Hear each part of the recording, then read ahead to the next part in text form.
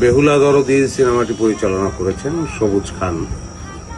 এটা ভাসান গানের একটি দলের গল্প নিয়ে চলচ্চিত্রটি।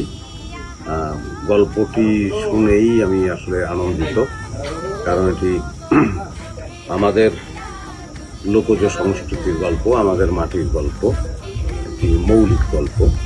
সেই মৌলিক গল্পের চলচ্চিত্রায়ন করেছেন সবুজ খান। সবাইকে আমন্ত্রণ জানাচ্ছি এই সিনেমাটি দেখার জন্য। সবাই হলে আসবেন, এই সিনেমাটি দেখবেন, কারণ আমি বিশ্বাস করি এই চলচ্চিত্রটির গল্প আমাদের মাটির গল্প। আপনাদের অংশগ্রহণ আমাদের চলচ্চিত্র যাত্রাকে বেগবান করবে।